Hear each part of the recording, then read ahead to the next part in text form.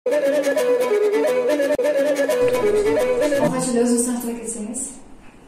Мен Карамжай райондук билим берүү бөлүмүнүн башчысы Жеңиш Орозбаев. Сизди ушул 2022-2023 окуу жылы аяктап жаткандыгы менен куттуктаймын. Рахмат. Ошол биздин федерациябызды Баткен кыздар федерациясы түзүлгөнүнө 2 жыл болуп атат экен. Ошол 2 жыл аралыгында биз көптөгөн ийгиликтерге жетиштик. Ушул акыркы 7-сезондо биз 1-орунду алдык.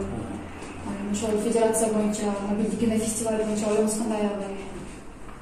Туура айтасың, Караттар. Биздин райондун окуучулары, кыздар өзгөчө ошол мобилдик кинофестиваль жана аталар кыздарды колдойт, кыймылда көптөгөн жетишкендерге жетишип, байгелүү орундарды ээлеп келип атат.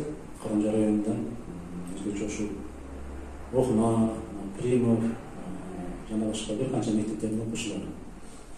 Буга чейин мына биздин райондо дагы тамаша айылында болуп өттү.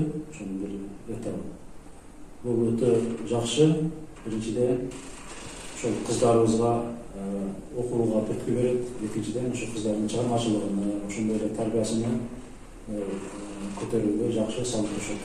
Жакшы иш-чара болуп атат. Сиз аталар кыздарды колдойт кыймылынын мүчөсү экенсиз. Аталарга кандай кайрылуу жасайсыз?